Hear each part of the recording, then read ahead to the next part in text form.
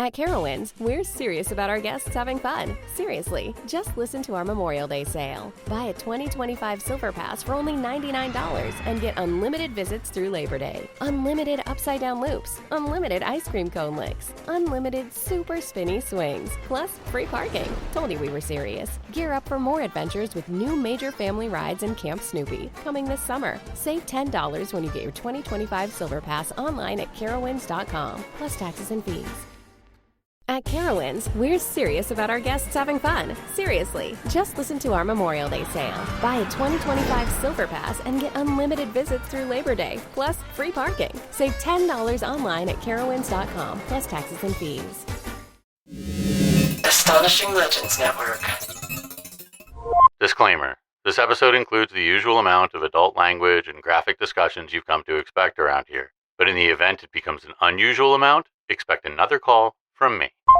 Hey everybody, welcome back to Scared All the Time. I'm Chris Cullari. And I'm Ed Voccola. And this week, it's starting to feel like summer. The temperatures are rising, the sun is out late, and something terrifying is lurking out there in the lakes, rivers, streams, pools, parks, and ponds that we are cooling off in.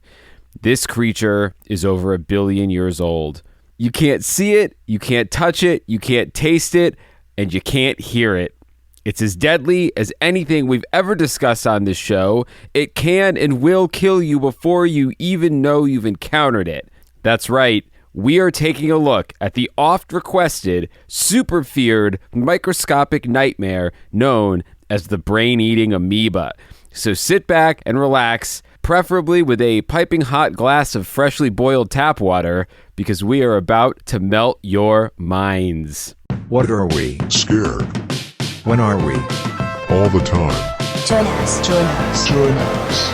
Now it is time for Scared All the Time.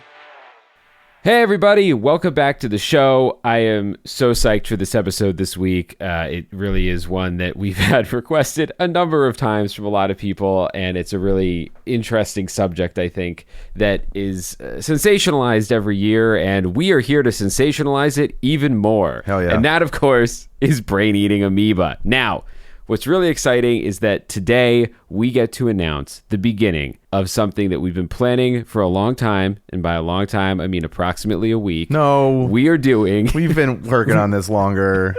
We've been working on it longer than that. But we today are announcing Scared All the Time's Summer of Fear. Summer of Fear, baby, starts today. Summer of Fear starts today. What that is all summer long, we are doing summer-based fears for you beautiful people as you get out of school, as you hit the beach, as you stay up late, as you have the summer of your lives. And I think a lot of you are probably, if you listen to the show a lot, are probably thinking, that's got to include Ed taking his shirt off, right? No. We're not even touching that. That's going to be the season 10 finale or something. In fact, Ed can't take his shirt off because today he wore a tank top when he went on a hike, and he got so badly burned, I don't think he's going to be able to lift his arms over his head for the next couple of days. I'm fucked, guys. I should never have gone outside. I should never have worn a tank. Yeah, and that was just the beginning of the debacles you found yourself in today, Ed, but we'll leave the rest of the debacles off the show. But yeah, so anyway, Summer of Fear is here. It started in real life. It started on the show, too. Yeah, and so starting on the show today, you've got brain-eating amoeba. Then,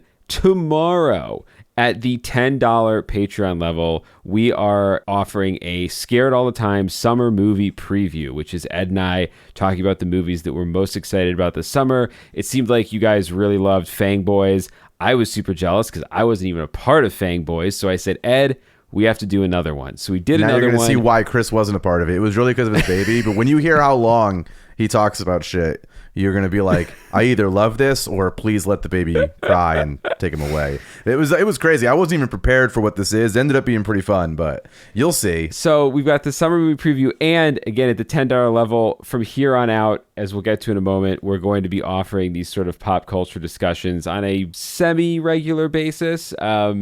So keep an eye out for those. And then May 31st, the third day in a row of Scared All the Time treats that you're getting. If you are a Patreon member, you're getting Scared All the Time live this May 31st. Then, for the rest of the summer, you've got June 12th, Shark Attacks with our boys in Cryptid Cocktail Party. June 26th, we're doing an episode on fireworks. Guests to be announced. Yeah. July 10th, we're doing roller coasters with Catherine Corcoran, who is one of the actresses from Terrifier and just a great all-around person and friend. Then July 24th, we're doing road trips with our friends in Let's Get Haunted. Then August 7th, we're doing a summer camp episode with Perplexity, a mystery podcast. And then August 21st, we are facing the end of the summer with a back to school episode. Now, between all of those come out every other week. We have a second show that we've started. Those of you who are on the Patreon, you already know this, but we have New Fear Unlocked, which is our second show. And that is going to fill the gaps every other week between our main episodes. And we even got more crazy shit. You're probably thinking, wow, that's a lot of bonus stuff. That's a lot of crazy bonus stuff. I'd love to do it, but you know what? One of my big fears this summer, I've been thinking about it a lot, is fear of a recession. I would love to help you guys out on Patreon, but everything's uncertain times. Well, we thought about you guys because you guys are us guys. So we're starting our official Fear of a Recession pricing on Patreon, which means that now, for as little as 5 bones, you never have to miss anything Scared Old Time related. 5 bones gets you New Fear Unlocked. 5 bone gets you, well, it gets you New Fear Unlocked. Yeah. 10 bones gets you New Fear Unlocked, and it gets you any pop culture shows we do, and it gets you the live stream that we do every fucking month. And then 25 bones remains, you're a producer on the show, you get buttons homemade by me, you're the best people we know. All that shit is awesome, but more importantly, now for as little as 5 bones, you get something from Scared All the Time every fucking week. That's right. And I think that's cool. It is cool. We're not like those shows who are like, give us your money, and then you hear from them in 3 months. No, every week you will have something from Scared All the Time. So don't you fucking want that? So he says extremely aggressively. No. I think this new pricing is going to be great. I think we're going to bring a lot more people into the Patreon fold, and we really do. It is such an incredible thing that so many of you have been able to support us so far. It really, you guys, I think we've said this before, but you guys keep the lights on around here, and we can't thank you enough. So if you are able to support the show, every dollar does go directly to literally making the show. The show. And on our end, we do try and like kind of make it worth your while, bang for your buck. So yeah. So if you can support it, incredible. We thank you so much. If you can't, we love you guys anyway. Tell a friend, spread the word. The summer of fear is upon us. Yeah, Summer of Fear begins now, and you can check out all of our socials. We'll have the full calendar pinned.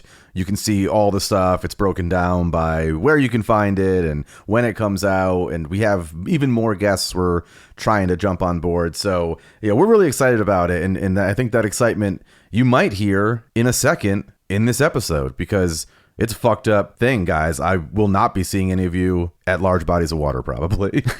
So let's hit fucking go on that so you guys know what I'm talking about.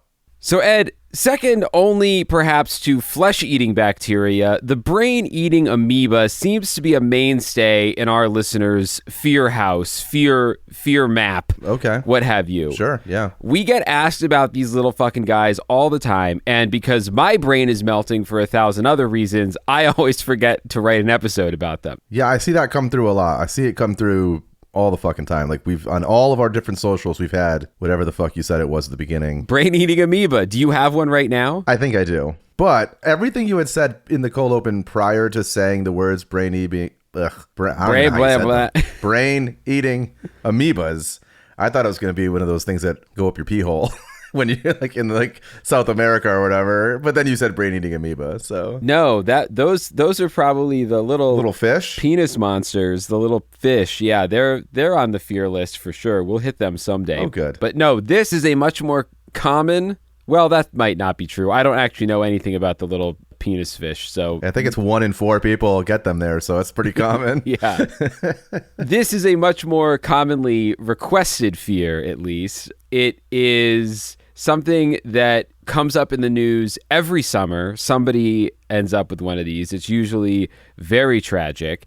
And so I went out and learned everything I could about these cursed little freaks so we could prepare for the summer that we are in the middle of or is racing towards us, depending on when this comes out and where in the world you live. So before we take a deep dive, let's play Ed, What Do You Know About This Topic? So Ed, what do you know about brain-eating amoebas? Nothing. You've never had someone or known someone who's had one? No, never had one. If I knew anyone who had them, they kept it a secret, or the amoeba made them forget they had it. I've never heard of this in my life until people started emailing us and posting on our socials like every fucking day. Brain-eating amoebas. That's crazy. You've never... My eyes like literally got big when you were like every summer. Okay, well, not my eyes. One eyebrow raised. I was like every summer. And now my brain was going through like, is it in fireworks? Like what the fuck? Like I was like, why is it every summer? That would be a good supervillain plan to release brain-eating amoebas in fireworks during a 4th of July. That is a great plan. It wouldn't, as we'll learn, it wouldn't work very well. But in theory, it's kind of a cool idea. I have in the notes here, Ed will try to make a stretch to connect brain-eating amoebas to his own life. I'll ask him to do more. He can't or won't. Okay, great. Off to a good start, as always. I didn't try and connect it. You didn't. You didn't even try what I hoped for. No, man. I'm slippery like that. It's all good. You never know which way Ed's going to go. To be fair, I don't have a good connection to these little microscopic monsters either. And that's probably for the best, because according to the CDC, while there were 164 reported cases of brain-eating amoeba infections in the U.S. between 1962 and 2023, there were only 4 survivors. So maybe we have known someone who got a brain-eating amoeba. It's just someone who stopped texting us one day. Yeah. And we figured, well, that's the end of that friendship. I mean, it could be a lot more people who never even know that's what did it. Yeah, just gone. Probably not, though, because it is only 164 people. I think in the United States, it was only 164 people. So still, that's why I'm so shocked that you're like every summer, the scourge of... Well, there have been, I think, as we will get into actually closer to the end of the episode, there are reasons, shockingly related to climate change, that these are on the uptick. But also, I think it was one of those things that, like, once it got into the news cycle a few years back, they're always looking for it. It's like shark attacks now, you know. Sure, they're pretty rare, but once it's that season, you know, everyone's on alert for a story to put out there. So look, you say barracuda, everyone goes, huh? What? You say brain-eating amoeba on 4th of July weekend? We're in trouble. I fucked that whole lineup, but didn't have a lot of time to think about it. Well, let's start with the basics. What is a brain-eating amoeba? Because it sounds pretty bad. I picture a little single-celled organism with rows of sharp teeth and an endless hunger for brains. And that's almost half right. According to a water safety website, IWC Innovations, quote, an amoeba is a single-celled organism that belongs to the group of organisms known as protozoa. Typically, amoebas are found in freshwater environments, but some species inhabit saltwater, soil, and even man-made water systems. Amoebas are distinguished by their amorphous shape. So if you're picturing this in your head, if you haven't ever seen a picture of amoeba, you just maybe don't know it. They look like a little splat with a bunch of usually tiny little legs around them. They're a weird squiggly shape, microscopic. Yeah, we all saw them in school. Yes, we all saw them in school. There's no version you weren't shown one in school. And if you live in LA, you know the word amoeba. Yes. It's ever present. Yes. Unlike most cells, which have a fixed shape, amoebas constantly change their form, which is why every time you see a picture of one, it looks like a little splat. Their flexibility is due to their gel-like cytoplasm, which enables them to move and ingest food through a process called phagocytosis. And these things are tiny. They're just 8 micrometers to 15 micrometers in size, depending on their life stage and the environment that they're in. To give you a sense of how small that is, a hair is 40 to 50 micrometers wide. So we're talking 1/10 the width of a hair. That honestly seems bigger than I thought they'd be. True. I guess if you think about it, you can almost imagine what 1/5 the width of a hair would be. Yeah. So it does seem bigger than you'd think. It seems big. It seems like, are there amoebas in my hair? You know what I mean? Like, I felt something. If you feel amoebas in your hair, you probably need to wash your hair. Yeah, it might just That's be a lot of amoebas. a living dandruff. I do find it funny that every word you said describing amoeba, like, I got taken back to that, like, black countertop desk in, like, the science classroom of, like, a public school. And I do hope some children are listening to the beginning of this episode so that they can be like, boring. Like they know all of this. It's like so fresh in their brain. Like for us, we're like, what the fuck is that again? But if like a 5th grader is listening, they're going to be like, yeah, mom, that's what amoebas are. They're fucking Amoebas blobs or whatever. Well, I gotta say, there's a lot of science class in this episode because amoebas are fascinating creatures, even the ones that don't eat your brain. So buckle up because you're going to be seeing visions of little microscopes and slides dancing in your head throughout this entire episode. I love it. This is going to put your kids to sleep for sure. Yeah. And then they're going to fucking die from getting a brain-eating amoeba because they didn't pay attention during Scared All the Time class. So, well, the kid isn't. Wake them up. Wake them up. The kid's going to die. A lot of the people... No, I understand everybody dies who gets them, but I don't know why they are being punished for not listening to the episode. And the smiteful God that is Chris has declared, he's decreed. This is all very important. So I think it's important to note, because I think some people get them confused, that amoebas are not bacteria. They are both single-celled, and they both can cause disease, but bacteria are prokaryotes, meaning they lack a defined nucleus and other membrane-bound organelles. Amoebas, on the other hand, are eukaryotes, and this is definitely biology class, prokaryotes and eukaryotes. Where's your lab coat? I'm on camera with you. I want a little lab coat on your... I have a lab coat here. Well... From like a Halloween costume from like 10 years ago. We should have put them on. That says CBS iLab. It was from some sort of like CBS promotional thing for one of their marketing departments. It's not even from a hospital or anything. We should have dressed up Mad Doctor style. That would have been good for this episode. If we were Let's Get Haunted, we would have thought ahead. I know. They're always so prepared. So amoebas, on the other hand, are eukaryotes, which means they have a well-defined nucleus and are much more complex on a cellular level. Interestingly, or I think interestingly, there is one type of headline-making bacteria that has a unique relationship with amoebas, the Legionella bacteria, which causes Legionnaire's disease. Hey, my favorite disease to say. Okay, so here's a disease that Ed does know something about. No, I don't, because every time I use it, people say I'm using it wrong. Every single time. It's just my favorite, series of words to say. What do you think Legionnaire's disease is? I thought and probably continue to think that you get Legionnaire's disease from standing water, which I am certain at this point is not true. Okay. But that's how I always use it. That's how I always, like, the bit I always use is that you're going to get Legionnaire's disease from that. The bit you always use. Pretty regularly. Ed's go-to joke at parties. Oh, boy, don't drink the punch. We're all going to get Legionnaire's disease. Yeah, because that punch has been sitting out. I think it's like a pneumonia. I mean, I'm making fun of you, but I don't actually. I think it's like a pneumonia-type disease, and I think you get it through. It comes through. I feel like, here's where I'm going to be maybe totally wrong. I think it's the sort of thing that people get at like conventions when it comes through vents, like it gets rooms full of people sick at conventions is how I think of it. This is like, do you remember that show from a million years ago? And I think they tried rebooting it, like a Who Am I type panel show where they give you like 3 people and it's like, I created a comic book or whatever. And you have to guess like which of those 3 people is lying. Yeah. And like which one is actually that person. Yeah. I feel like no one is guessing Legionnaire's disease correct on that like panel of 3 diseases sitting there. No. And you're like, I don't know, vents? That doesn't sound like Legionnaire's. Another show I would like to see is us just being doctors and being like, oh shit, this guy's got, I don't know, cancer or possibly Legionnaire's disease.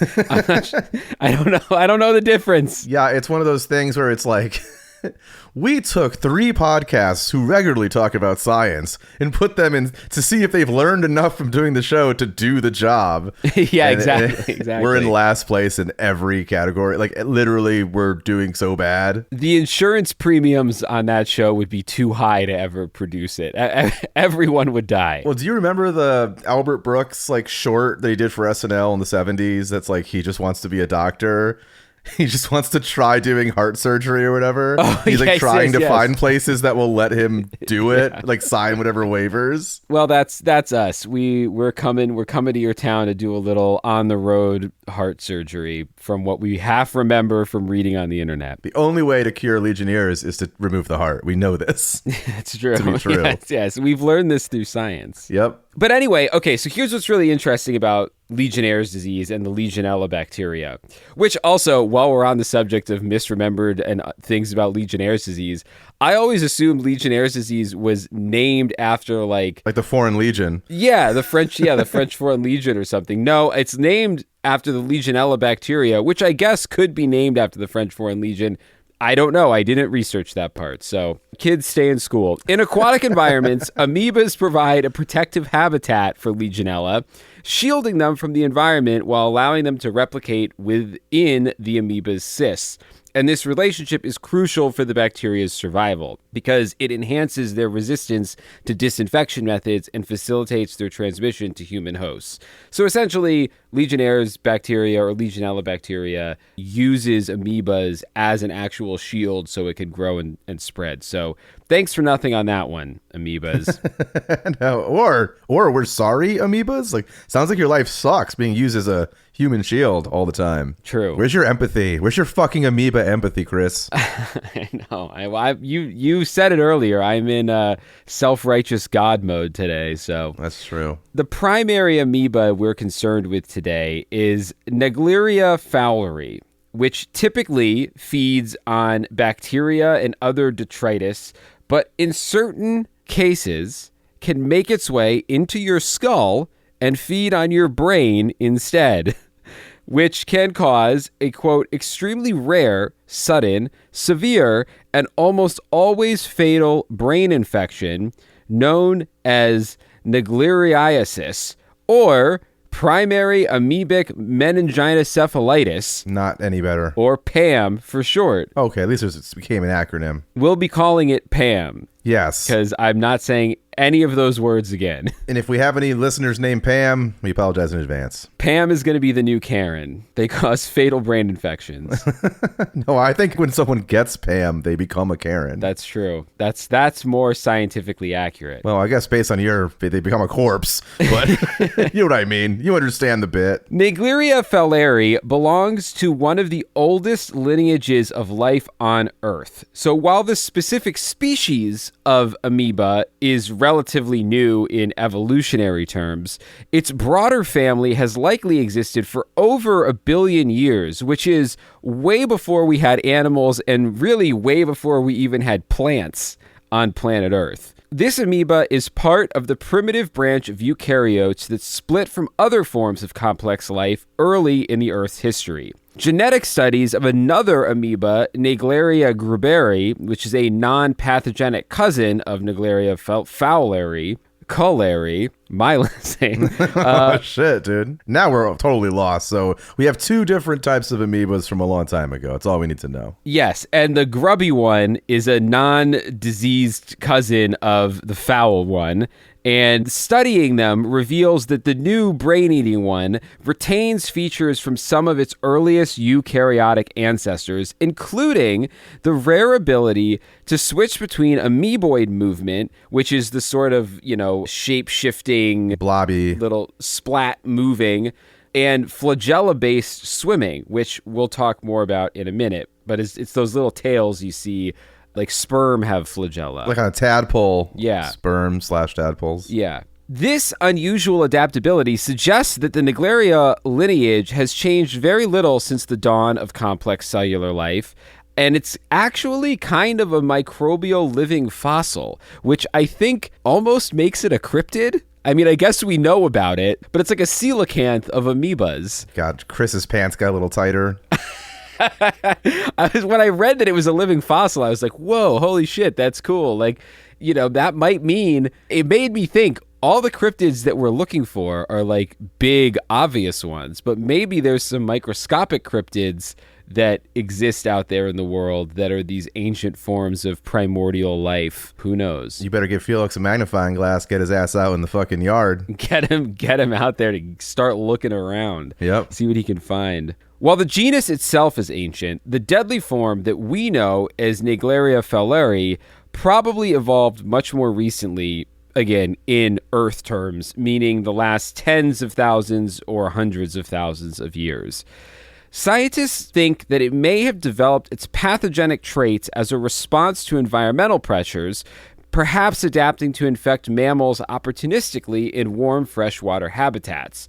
So, in that sense, this amoeba is both a relic of Earth's very, very deep past and a very modern threat in the sense that it's an ancient organism that evolved just enough to become lethal to us. But why does it fucking care? Like, why does it long to infect? Leave us alone. Just be whatever you were doing before we got around. Go do that again. Well, so studies suggest I actually am about to answer your question, because that's what I was wondering. It's like, what benefit or like why is this amoeba particularly attracted to the human brain? It doesn't seem like It can't take us over as a host. Yeah. Exactly. So scientists aren't 1,000% on this. They're still studying it. But studies suggest that these amoebas make their way to the brain because they are attracted to the chemicals that nerve cells use to communicate with one another. So, and we'll get into this a little more detail in a second, but the only way you can get infected by this thing is it has to be forced up through your nose. And once they go in through your nose, they travel through your olfactory nerve, searching for more of those chemicals that the nerve cells are using to communicate with one another up through into the frontal lobe of the brain. I feel like our noses should be closed. This is ridiculous. That's how mummies that were made. They took the brains out through the nose, which I'm sure some amoebas watched and were like, that's a great fucking way in.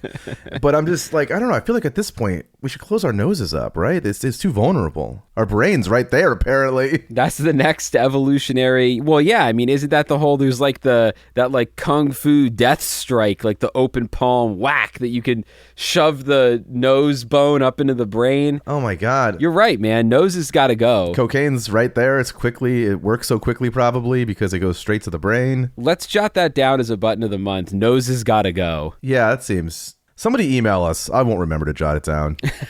Do me a favor.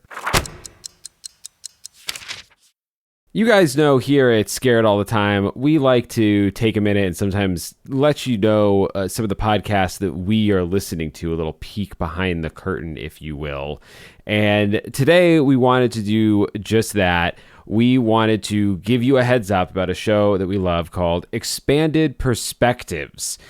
If you or someone you know is interested in the paranormal, lost civilizations, time slips, UFOs, ghosts, modern or ancient mysteries, or even cryptozoology, then you got to check these guys out. I'm sure if you're listening to this show and you're listening to us chop it up about some things that are very similar, you probably love that stuff too. So it's hosted by these two guys, Kyle and Cam. They're lifelong friends, and they present a sort of similar open-minded approach to what we do to strange and unusual events. Each and every episode, they explore a new topic. The show sounds great. The research is spot on, and they have a lot of tantalizing firsthand accounts from really surprised eyewitnesses. So just a couple of the episodes that they've done that rock. They've done Nightmares at Sea, which you guys are always asking us for. Tales of the Afterlife. Tales, spelled T-A-I-L-S, because these are true stories of ghost pets. They did an episode called My Uncle the Werewolf that I haven't listened to, but I need to dig up out of the catalog because it sounds like a really terrible uncle. From ancient copper mines in Michigan, alien abductions, to sightings of Bigfoot, Kyle and Cam explore all this stuff in a fun and entertaining way. They bring light to local legends from around the world, strange encounters with otherworldly monsters, and discoveries of ancient artifacts found in impossible locations. Whether it's listener stories that have been sent in or interviews with authors and researchers, listening will likely expand your perspective. If you're interested in these topics, just go wherever you get your podcasts. Wherever you're listening to this, they've got expanded perspectives. So go, sally forth, expand your perspective. At Carowinds, we're serious about our guests having fun. Seriously, just listen to our Memorial Day sale. Buy a 2025 Silver Pass for only $99 and get unlimited visits through Labor Day. Unlimited upside-down loops, unlimited ice cream cone licks, unlimited super spinny swings, plus free parking. Told you we were serious. Gear up for more adventures with new major family rides and Camp Snoopy coming this summer. Save $10 when you get your 2025 Silver Pass online at carowinds.com, plus taxes and fees. So we don't know a ton about this amoeba, even though they've been around for a billion years. This specific kind has only been around for probably hundreds of thousands of years, but we haven't been studying them for very long because the first recognized human infection caused by a Naegleria fowleri amoeba wasn't documented until 1965, when an Australian pathologist named Dr. Malcolm Fowler investigated a series of unexplained deaths in children who developed severe meningitis-like symptoms after swimming in warm, fresh water. During the autopsies of these bodies, he found amoeba in their brain tissue. And these amoeba were unlike the ones normally associated with intestinal infections, which is a commonly caused amoebic infection. And their aggressive invasion of the brain tissue indicated that there was something different going on here. So in 1966, which was a year after he examined these children, Dr. Fowler collaborated with a guy named R.F. Carter to isolate and identify the amoeba from the infected brain tissue, and they named it Naegleria fowleri in 1970, fowleri being a nod to Dr. Fowler, who I guess has the dubious distinction of having this often child-killing, brain-eating amoeba named after him. Yeah, I was thinking that too. I was like, just call it anything. Give it to the internet to fucking do. It would be named like Bodie McBoatface, and no one would be afraid of it. Exactly. Or Hitler Naegleria Hitleri. But yeah, it's a weird thing where I feel like scientists, I guess, they don't. When it comes to having something named after you, it is such a huge honor because it does mean that you become part of the scientific body of knowledge in a very meaningful way. So I guess maybe they don't necessarily, and especially if you're a microbiologist or whatever, it's not that you don't care what it does, but you're fascinated by the amoeba itself. So, and your life is probably annoying and everyone hates you at parties. And so at least you get to have one good thing to come out of this career path. Yeah. Someone's like, I named my kid after my father. And he's like, yeah, I named a brain-eating amoeba after myself. How's that? That's pretty cool, right? No, sir. Also, yeah, I had to do work to fucking name the amoeba. You just had to fuck someone. Well, I mean, I'm trying to think. Michael Crichton, I know, got a dinosaur named after him for Jurassic Park. There's a Crichton.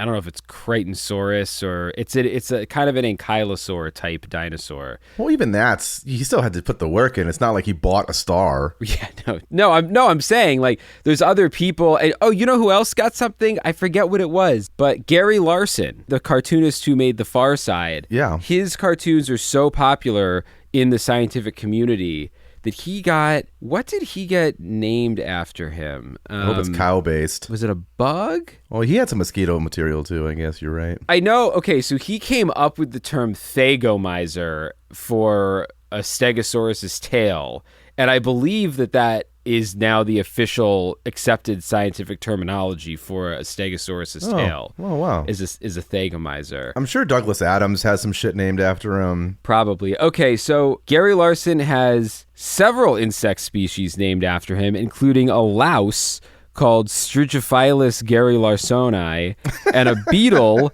named Gary Larsonis. Huh. So there you go. Pretty fun. Yeah. Is he still with us? I think so. All right, cool. He hasn't done cartooning in a while, but I'm pretty sure he's still alive. Well, he spends all his time naming insects.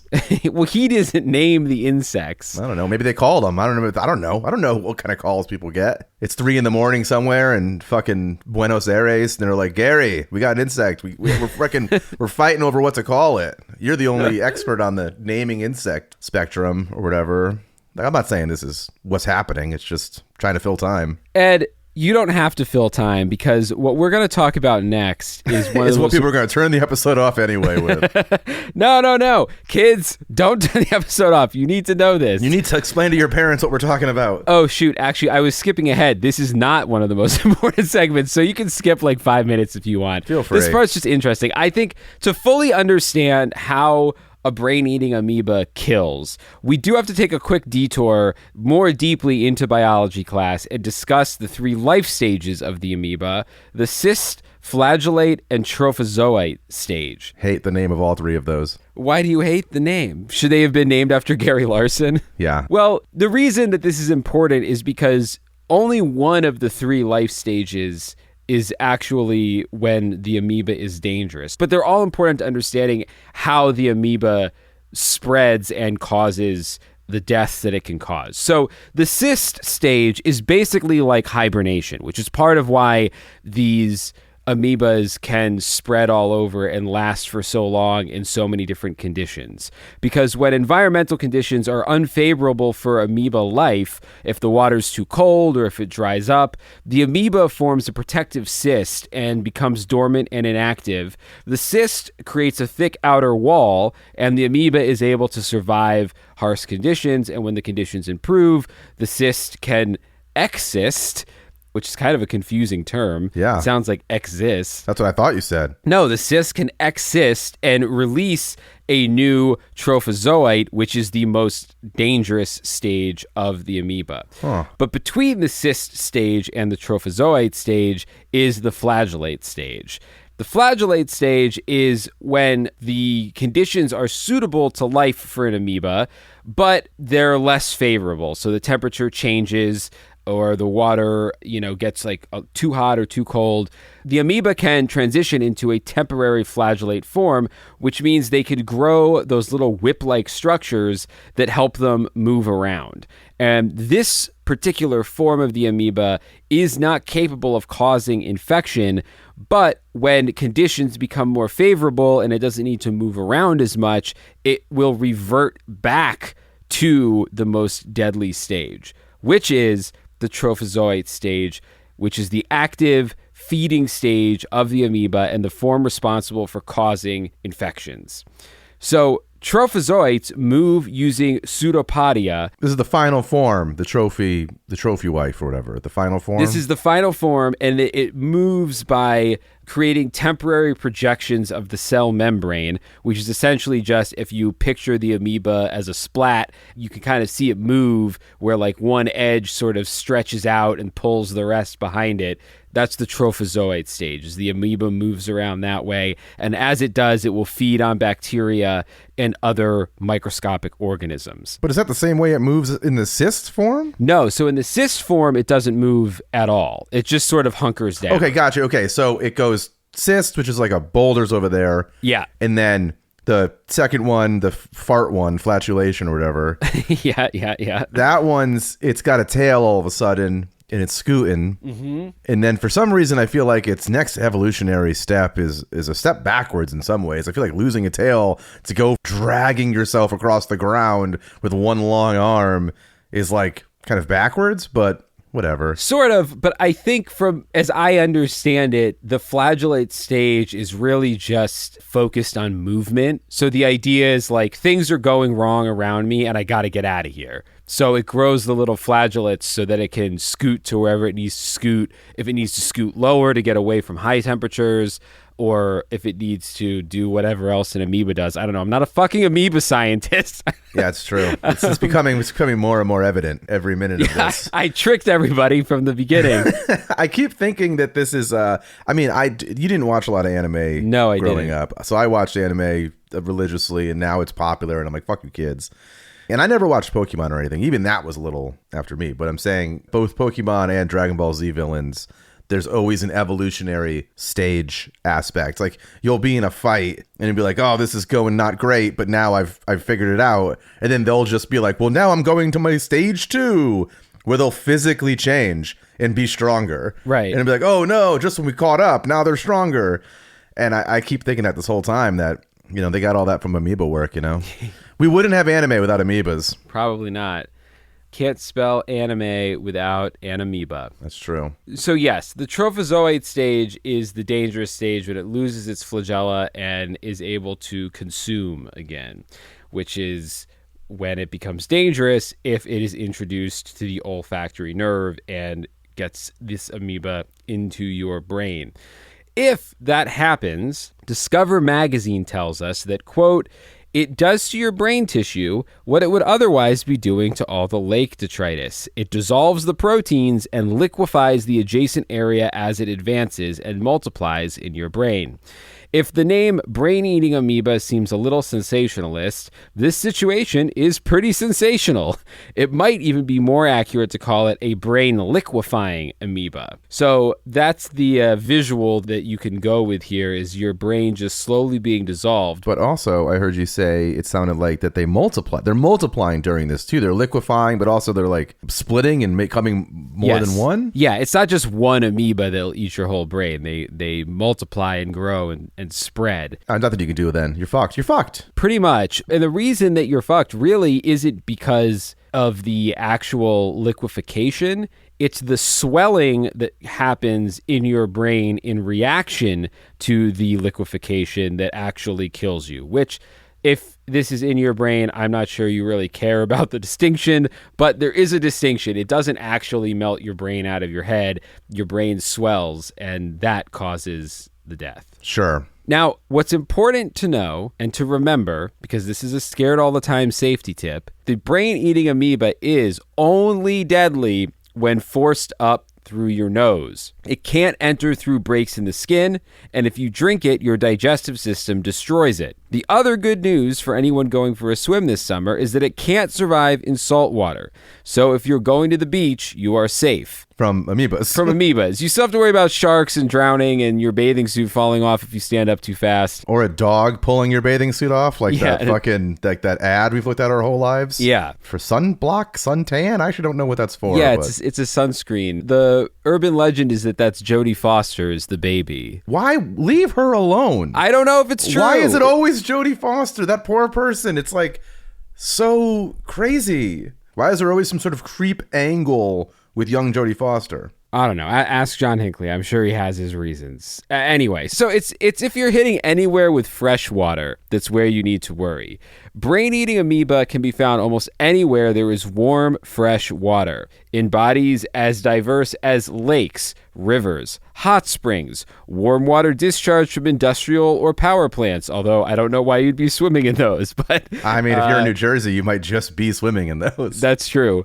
They can be found in geothermal well water, soil, pipes connected to tap water, and even poorly maintained or minimally chlorinated swimming pools with residual chlorine levels that dip too low. Gotta chlorine the fuck out of those pools now that I know about brain eating. If someone says, is this enough chlorine for your swimming pool? You say no. I want to walk out of there burned, feeling weird. Yeah. The statistics for who is most at risk for infection are kind of interesting in that over 60% of U.S. cases are in children 13 or younger, and about 80% of cases are in males. So it's not at all clear whether children or males are more susceptible to the amoeba, or what I think is probably more likely, young males are more likely to be, rolling around in industrial plant discharge or whatever. I mean, there's that, but I think also if you're picking your nose. Like little boys are always picking their noses. That's true. So they're jamming shit up their nose. Yeah, that's true. I think to get it really up there far enough, it usually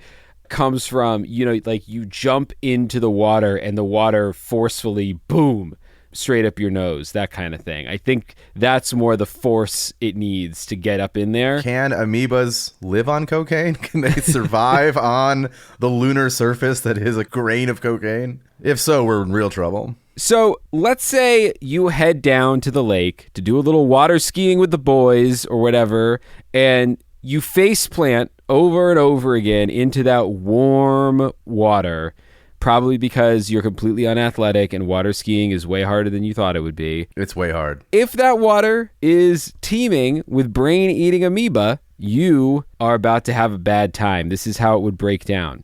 It might take 1 to 12 days, usually no more than 5. But by the time you notice anything's wrong, the amoeba entering in your brain will feel like a dull headache. It won't be a bad one, just a heavy pressure behind your eyes while you're probably trying to Google why do my eyes hurt after swimming and hoping WebMD says allergies. A lot of people, especially those who spent time out in the sun, at the lake, or a pool recently, might assume that it's some kind of just dehydration or heat stroke, pop some Advil, lie down. But by that first night, things are going to get worse. The headache will be so bad you can't sleep. There's a fever now. You're sweating through your sheets. When you wake up, your neck is stiff, your back is sore, your sinuses burn like they've been scalded from the inside out. That'll be day 2 of having a brain-eating amoeba eating your brain. Sure. You'll have intense nausea. The lights are too bright. The headache feels like an entire knife in your skull. You won't be able to stand up because your balance is shot. Things look weird, like they're slightly dragging behind where they should be. Sounds echo in your ears. And then there's the hallucinations. At first, they're pretty subtle. You might hear your name whispered from the other room, but no one's there. You might see shadows moving in your peripheral vision. If you're lucky, maybe the Hat Man pays you a visit before you start forgetting words. Your speech slurs. You'll try to call for help, but you'll probably forget why you picked up the phone. On day 3, your temperature spikes to over 104 degrees. The nausea escalates to unstoppable vomiting. Your body shakes uncontrollably. You're not entirely conscious anymore. You'll drift in and out, and when you are awake, you're probably screaming. Not because of pain, though this is incredibly painful, but because something in your brain feels wrong. By now, the amoeba has multiplied and is chainsawing through your cerebral cortex, destroying all the tissue that controls your memory, your emotions, your ability to recognize your own reflection. If you're able to make it to a hospital, the medical staff will do everything they can to stabilize you, but they're probably going to be confused because this presents a lot like meningitis. They'll do a spinal tap and your cerebrospinal fluid will be cloudy, just like meningitis. Eventually, someone will probably, these days, think to test for Naegleria fowleri. Yeah, Dr. House, MD. Dr. House, yeah. But not until the 3rd act. And by the time the results come back, Dr. House may be a little bit too late because by day 4, you'll be in a coma. Your brain will be swollen beyond recovery. You might be being kept alive by machines, but your brain is already gone, and it's only a matter of time until your heart stops. Luckily, the CDC does have a few cutting-edge suggestions for how to protect yourself against such a horrific death. The first is simple but no fun. They warn that people should always assume there's a risk for infection when entering warm, fresh water. Quote, the only sure way to prevent an infection is to avoid water-related activities in warm, fresh water. Yeah, it's especially during summer months. Got to bubble boy that ass. Got to bubble boy that ass. Hey, wasn't Bubble Boy fucking John Travolta in the movie, the original Bubble Boy movie? Oh, the original Bubble Boy was John Travolta. Yeah. The 2001 remake was Jake Gyllenhaal. Yes. The only reason I bring it up is original Bubble Boy, John Travolta. John Travolta also famously played a character that coined the term up your nose with a rubber hose. Just seems like a lot of nose. I don't know. I just had a Travolta moment. Was that in Battlefield Earth? No, it's fucking Welcome Back Kotter. Oh. Vinnie Barbarino.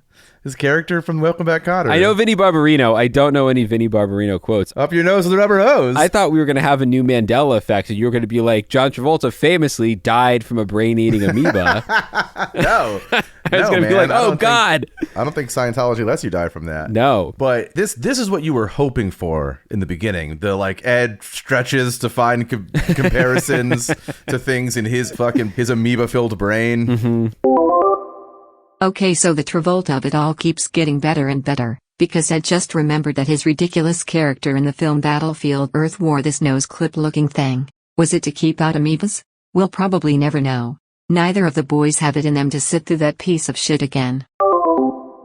So I don't know if all of a sudden I just thought of John Travolta, Bubble Boy, up your nose with a rubber hose. Well, you better not be putting any warm, fresh water up your nose with a rubber hose because... Well, isn't that what fucking neti pots are? You're always like... Yes, we're going to get to those in a little bit. Okay, got you, sure. But yeah, neti pots are a death sentence if you're not careful. Oh shit, man. All right, go ahead, continue. So yeah, the easiest way to make sure you never get a brain-eating amoeba is to never go in warm, fresh water during the summer, which sucks, but... it depends what your degree of risk here is. I mean, the highest risk for me would be taking off my shirt. So I don't... I'm not going in. It's fine. Health officials in Florida go a step further, which is crazy because health officials in Florida rarely do anything.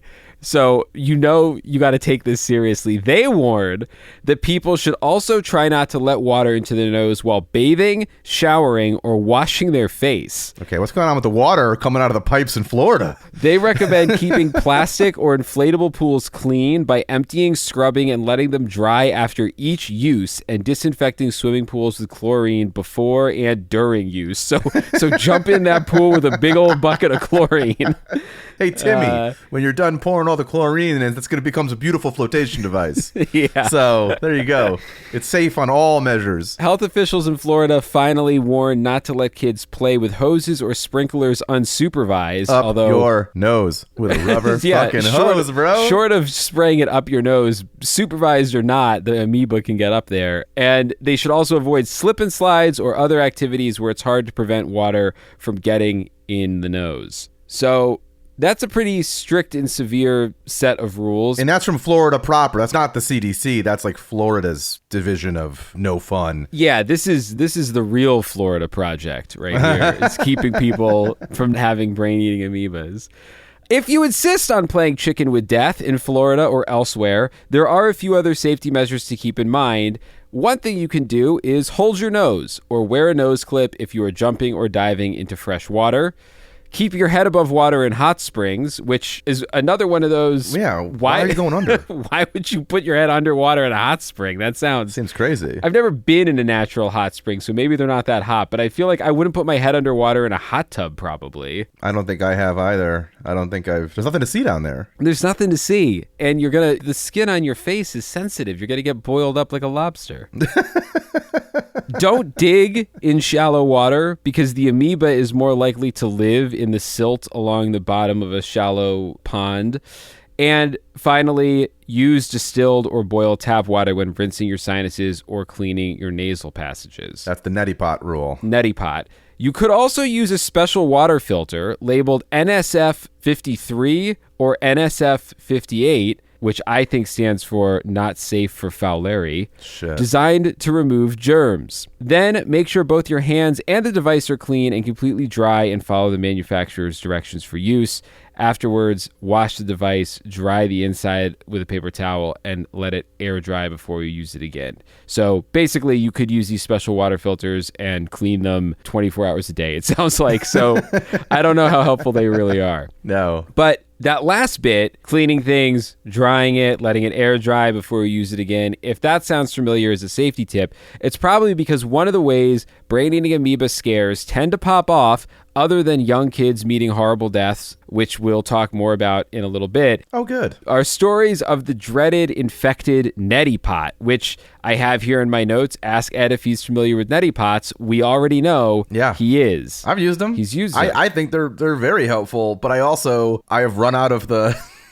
I have definitely run out of the little saline solution things that they come with, and I'm just like, fuck it, straight from the tap to my nose. Oh boy. I didn't boil nothing. I didn't fucking I didn't use distilled water. I was like, I can't add extra steps to this. I'm sick. Folks, this podcast is going to be done by October. Ed's going to melt his brains out. I mean, I stopped using them pretty much around the time we started doing flesh-eating bacteria. So well, Ed, would you like to describe to the listener what a neti pot is if they are unfamiliar? Oh yeah, it's like a little teapot looking thing that you jam one end up a nostril and kind of like tilt your head over the sink and basically pour, in my case, dirty tap water, but basically pour what they tell you to pour into one nostril, and it kind of goes through the whole little system there, the canal system, and it comes out the other nostril, and it's supposed to clear out your sinuses or your, I don't know, goop. But also, apparently, there is an off-ramp to the brain there. I didn't know. Well, you can, I think by dumping that neti pot straight into your nose, you're getting that water very close to your olfactory nerve, which is basically the main highway to your frontal lobe should an amoeba try to hitch a ride. Yeah, so I didn't know about all that amoeba. I didn't know amoebas were up to no good under my car like Cape Fear or whatever, like trying to ride the water. Doing the to pull-ups my brain. in the prison cell to get out. Exactly. We'll see if that guy who made us that AI thing will replicate this story.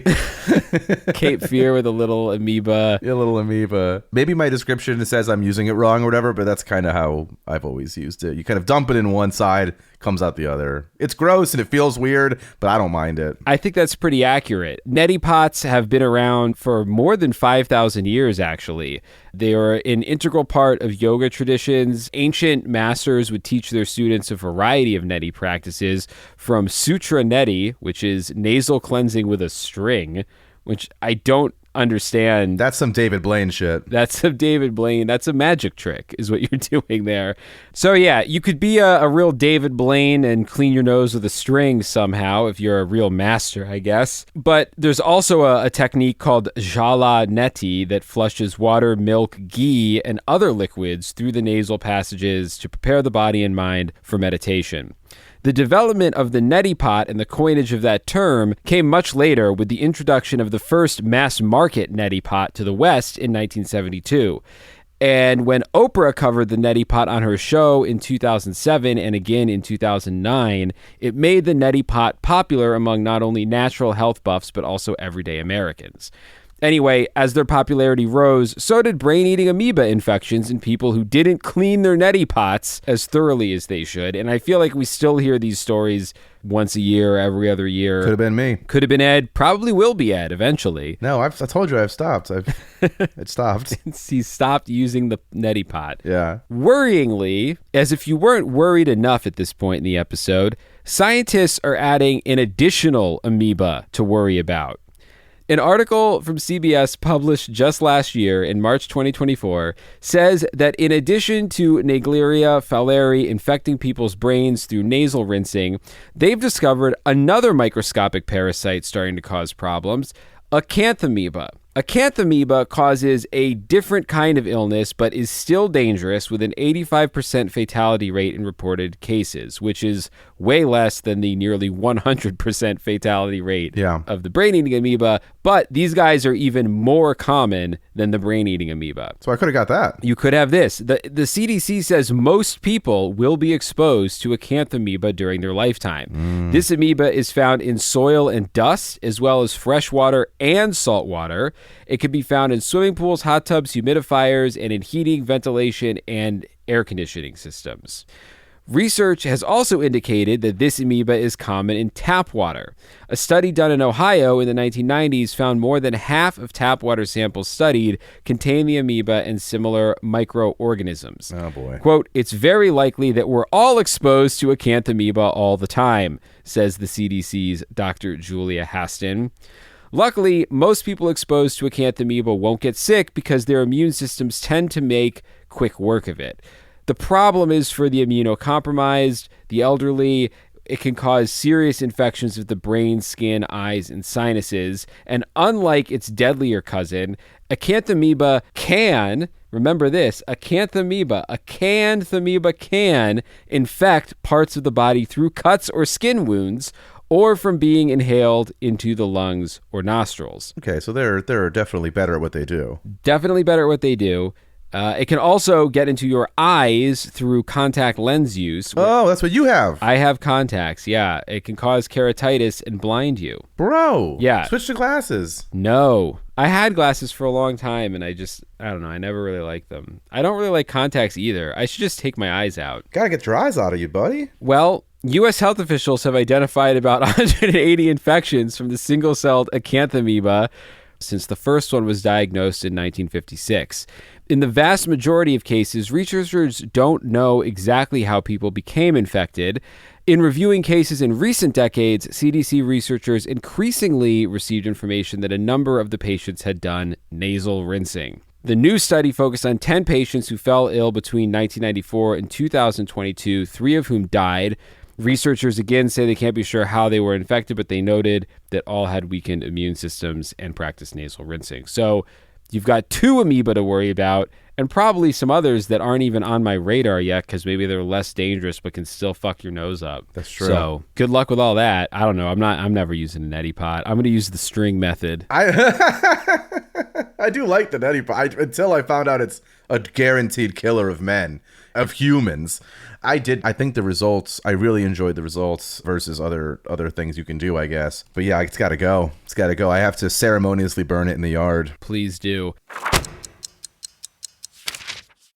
Guys, I know everyone's like, what do I listen to? Or you feel like you know everything. But if you don't, we've been listening to and enjoying Graveyard Tales. Okay, it's a podcast hosted by Adam and Matt. It looks at the history behind haunted places, ghost encounters, and cryptid encounters, like all the good encounters. They take a look at odd phenomenon like spontaneous human combustion, which we know a little bit about, out-of-body experiences, all that kind of fun stuff. And they also do deep dives into remote viewing, alien abductions, Ed and Lorraine Warren from my hometown, and the Salem witch trials. They approach all episodes with like a great blend of extensive research and lightheartedness, which is why we like them so much. They have super popular episodes, stuff like Missing 411, Elementals, Multiverse Theory, The Fae, Cattle Mutilation, Shadow People. Like, I'm telling you, they're doing all the stuff you guys like. So go over to graveyardpodcast.com to learn all about them, or you can check out Graveyard Tales on their Facebook, Twitter, Instagram, YouTube. You know how to do that stuff, or anywhere you find your podcasts. But I'm telling you, Graveyard Tales, we've been enjoying it, and I'm sure you guys will too.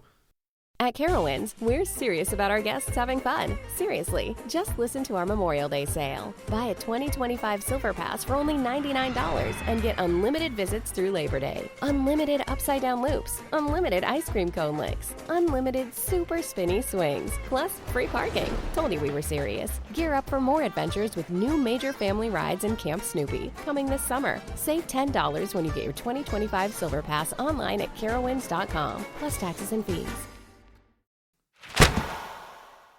With all that in mind, Ed, I think it's time to take a dive into some of the real-life horror stories that have befallen victims of these amoebas. Okay. For our own sanity's sake, we'll focus on survivors because there is a lot to learn from their trauma, and I think we won't feel as bad about telling these stories because they lived. So, and I imagine the stories could end up kind of repetitive, so we probably won't do 100 of them. There's only so many ways you can die from an amoeba. Yeah, and it's all pretty horrible, but basically the same. So the odds of surviving one of these infections, again, real grim, less than 2% chance of survival. And these survivors are only here thanks to a combination of rapid diagnosis, experimental treatments, and aggressive medical intervention. So the most famous survivor of the brain-eating amoeba is a girl, now a woman, named Callie Hardig. In 2013, Callie was 12 years old. She was living in Arkansas. And she gave an interview to People magazine in 2024 where she describes what this was like in her own words. So she says, I had been swimming all summer long at this same location, which, first of all, girl, name the location, call out culture. I think we need to know where the fuck this was. It doesn't need to be a mystery. You're not protecting anyone. There should be fucking yellow police tape around it. Yeah, put a sign up. That day, I accidentally fell into the water while playing and water went up my nose. I didn't seem to notice anything that day, just that when we got home, I had a slight headache and Mom told me to go to sleep, that I'd been in the sun and that I needed sleep, so I went to bed. The next morning, the headache was worse, so Mom told me to go back to sleep for a while and she would check on me soon. When she came back, my headache had gotten tremendously worse, and I also had a very high fever. If I remember correctly, it was like 104.3. So Mom moved me out to the couch where she gave me Motrin, and I immediately started projectile vomiting. Oh, no. If my mom would not have been there to help hold my head up, I would have died right then and there because I had no strength to lift my head to keep from aspirating on the vomit. My mom knew when I couldn't hold my head up to puke and my eyes were rolling back in my head because I was so out of it. It was time to walk it off. Yeah, it's time to go back to sleep and we'll check on you in a little bit. Give you a second Motrin. God bless this woman. It's when it's condensed like this, it is like, God, something's wrong with your girl. But I mean, I don't know how many times when I was a kid, I think my mom kind of had the sleep it off. And I do the same thing now when I feel sick, or my wife or my friends, a lot of times, like, I'm always like, give it a day or two. The problem here is you don't really have a day or two. Yeah. That's part of what's so scary about it, is like by the time you realize something's really wrong, it's probably too late. Yeah, but I kind of look at it like appendicitis or like a kidney stone or something, where you're like, I've lived to this point, that person's lived at least 12 years, but it's like I have lived every single day and have not had a pain so acute. Yeah. And so if she's like, my brain is on fire, Yeah. then maybe it's a little different than like, oh, I don't know, I have like a brain freeze or I have a little bit of a headache. And now, I mean, projectile vomiting, forget. If your kid turned into a fucking exorcist, you got to call a doctor or a priest at this point. Well, and what they did was call well, they didn't call a doctor. They went to the ER. But the ER told Callie's mom, I just had the flu because I was complaining of a sore neck, sensitivity to light, vomiting, and high fever. But my mom, being who she is, kept pushing and telling them that it wasn't just the flu. Callie then goes on to say that the doctors thought she might have meningitis and they needed to take a spinal tap to be sure. Quote, to give you a better picture of how much I was out of it, they had to do my spinal tap twice because the first time they didn't get any fluid and I didn't move normally. I usually would be screaming and crying, but I was so out of it that I didn't care. Once the spinal fluid was sent down to the lab, we got the results, and that's when the ER doctor took my parents into a separate room to tell them what was actually wrong with me.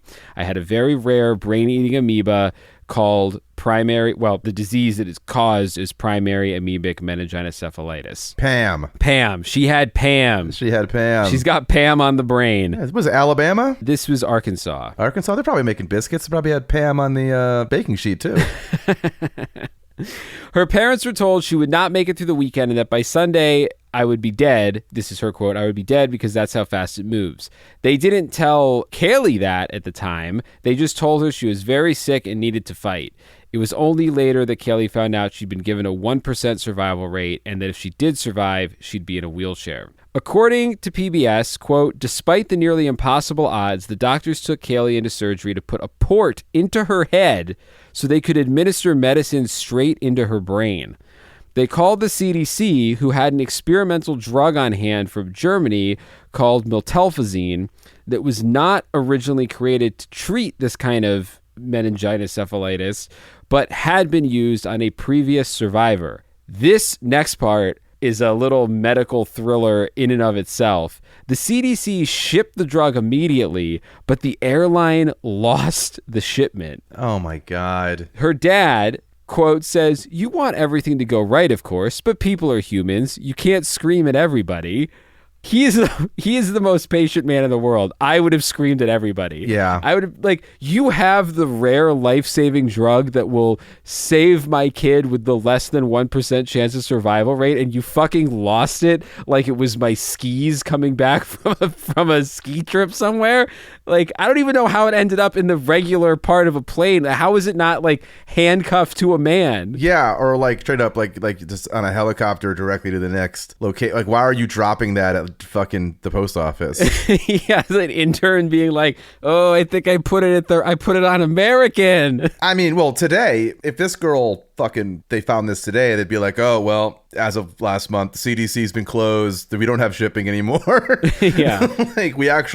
Germany doesn't give us stuff anymore. Yeah. Best of luck. So the lost drug was eventually found and shipped to Little Rock. I found another source that mentioned that the head doctor actually drove to the airport to search for and retrieve the medication himself. That's cooler. That's much cooler. I don't know how true that is, or if the doctor was just maybe puffed himself up a little bit.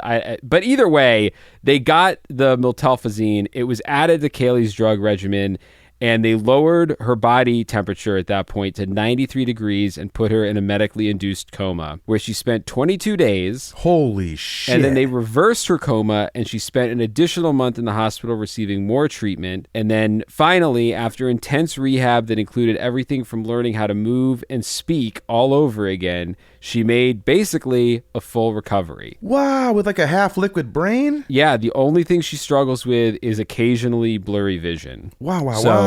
Yeah. Thank you, Germany and the CDC and the U.S. Postal Service and everyone else. Holy shit. She also, this is big of her, has returned to the water and encourages her children to swim as much as they'd like. Her only thing is you always wear a nose clip. Nose clips are embarrassing, but they're fucking gonna save your life. Yeah, I mean, I man, if that happened to me, well, I guess if that happened to me, I would probably think there's a very low chance of it happening again, especially if I wear a nose clip. Yeah, but I go back to that fucking poor girl from the brain-eating or flesh-eating virus episode where the doctor was like, it's 1,000,001 chance that could ever happen again. And she's like, remember, it was really sad because she was like, yeah, that's what the last thing was. So I now believe that 1,000,001 chances like can happen. Yeah. Like I can be the one again. So she's all like PTSD'd from that, it sounded like. And this lady's definitely handled it better, but she didn't like lose. Well, for a while she lost all her limbs there, but she didn't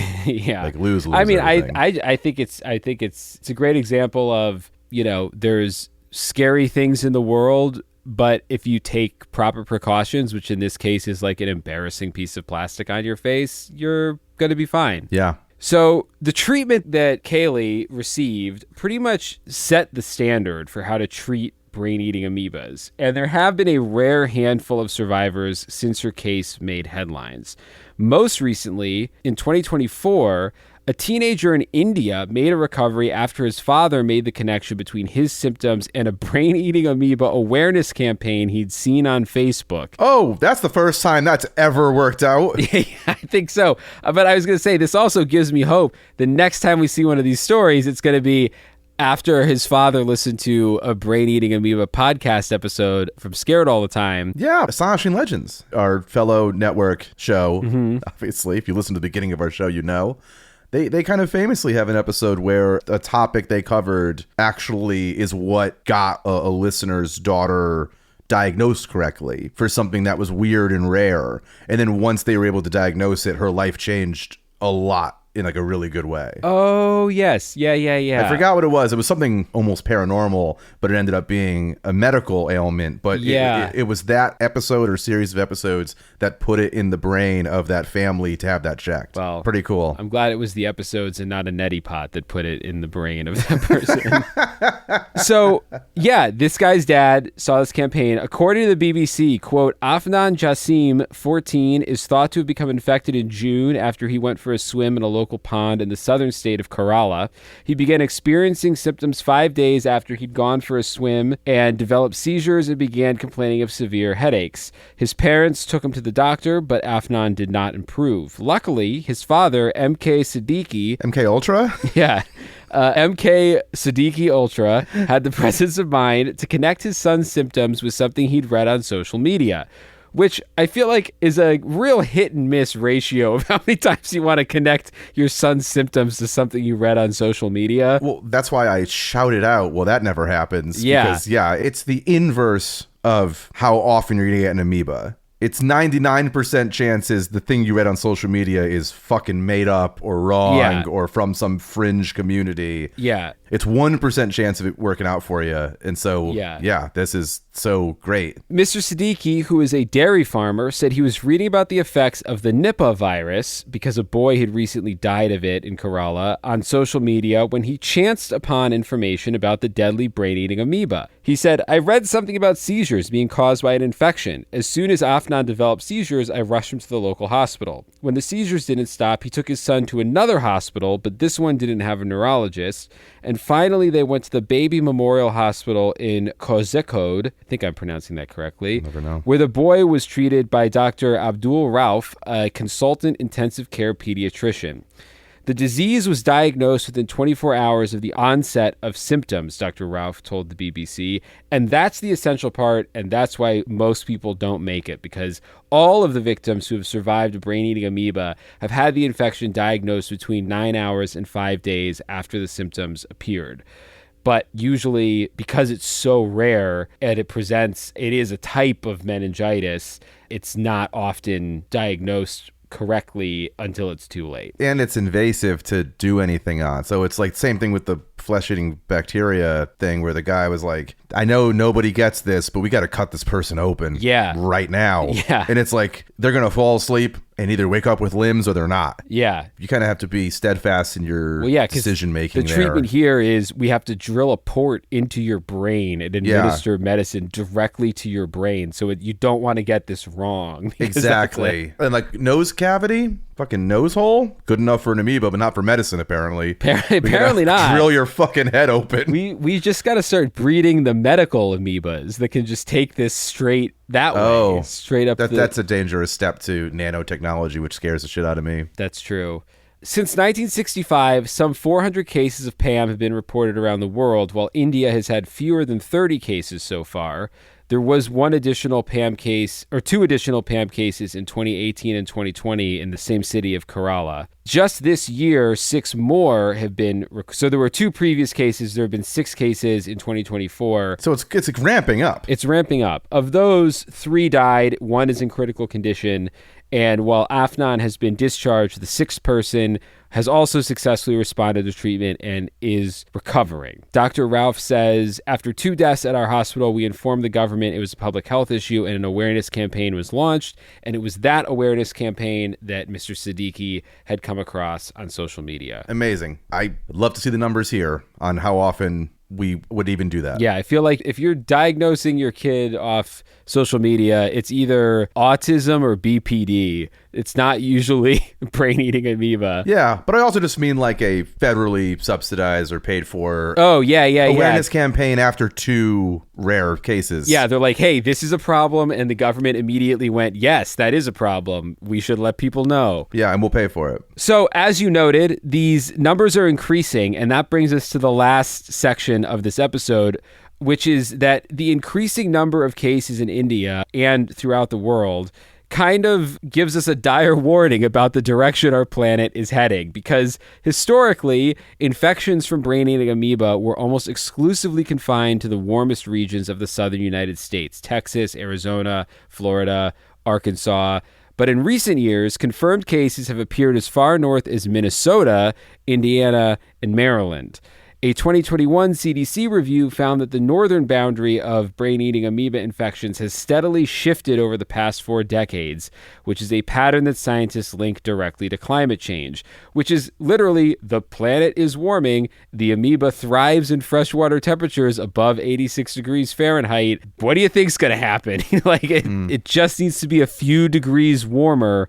This is one of those sort of like knock-on effects of climate change, that climate change isn't going to continue to hurt people necessarily because all of a sudden the entire planet is 150 degrees Fahrenheit. It's just that the water in this case is 2 degrees warmer during the summer than usual, and now all of a sudden all these brain-eating amoeba can come out of their cysts where they've been sitting for God knows how long and go up your nose. Sure. That's scary. Warmer air temperatures heat lakes and rivers more quickly and for longer periods each year, which allows these populations to grow larger and survive where they previously couldn't. And at the same time, milder winters are failing to eliminate the dormant cysts that would have been killed by seasonal freezes. Oh, no. So they're sitting there with a tail going, come at me, bro, when the winter comes. Yeah. And then the winter doesn't do enough, so then it gets a chance to turn into the 3rd stage of Frieza or whatever, where it's sucking up shit. Of Frieza. In warmer waters, the amoeba transitions more readily into its deadly trophozoite stage, which is the form responsible for brain infections. Yeah, 3rd stage of Frieza.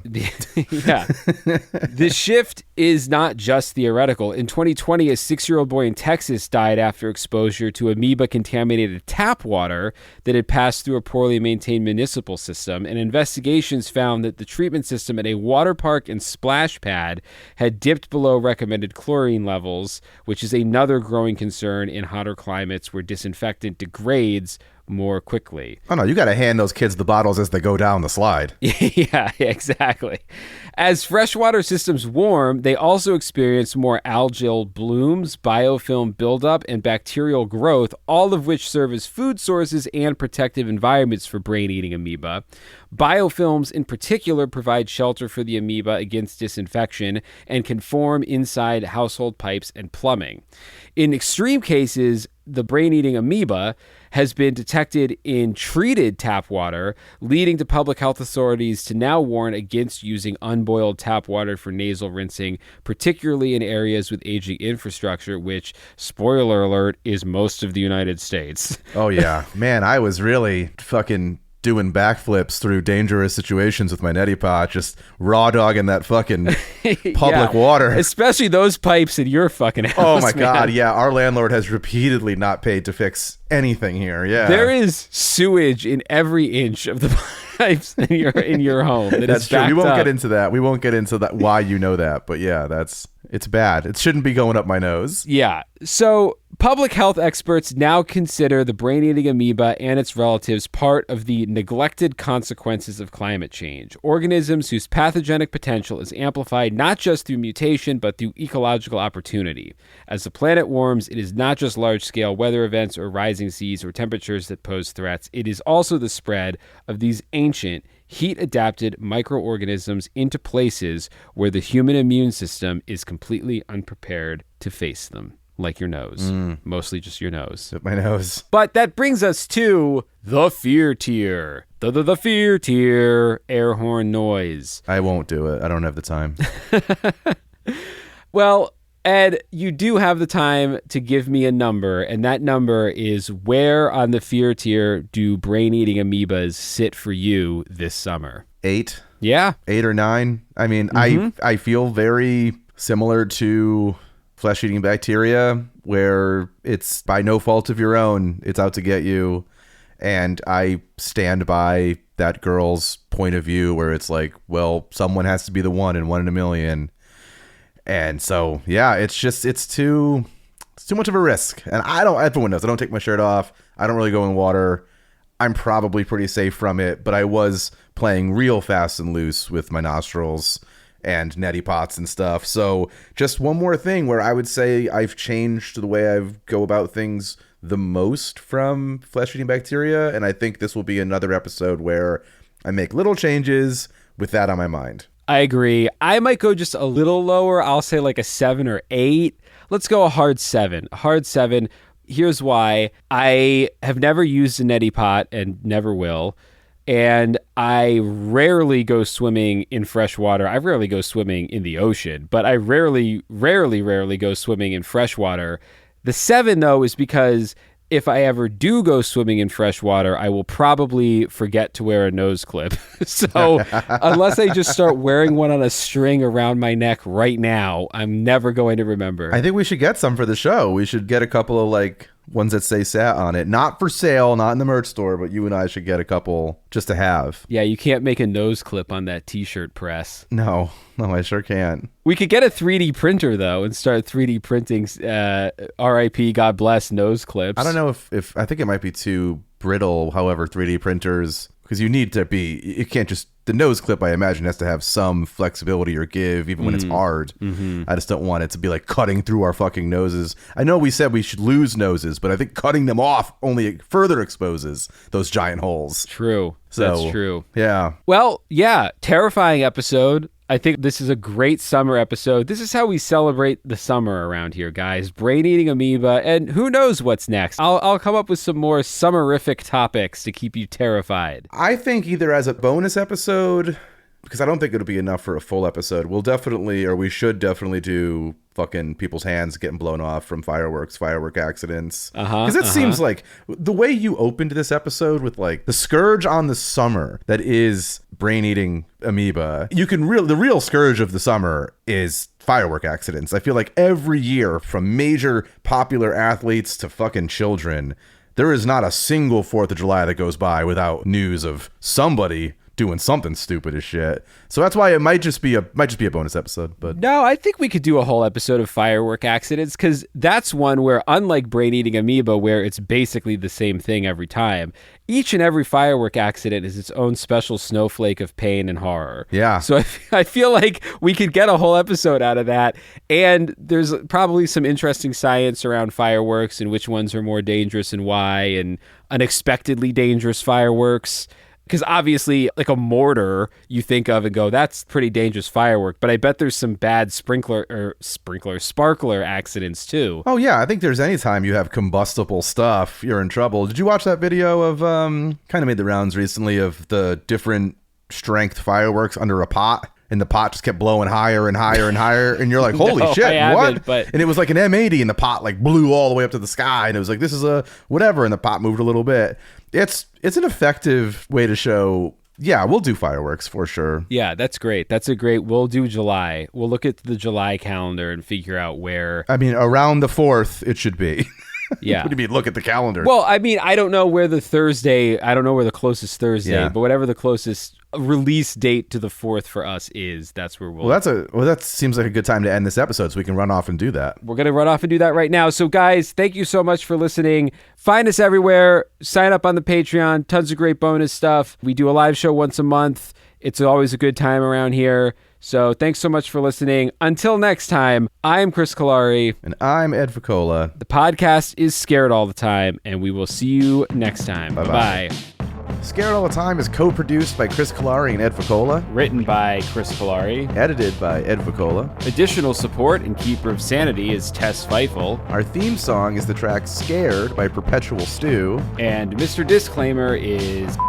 And just a reminder, you can now support the podcast on Patreon and get all kinds of cool shit in return. Depending on the tier you choose, we'll be offering everything from ad-free episodes to producer credits, exclusive access, and exclusive merch. So go sign up for our Patreon at scaredallthetimepodcast.com. Don't worry, all scaredy cats welcome. No part of this show can be reproduced anywhere without permission. Copyright Astonishing Legends Productions. Good night. We are in this together. Together.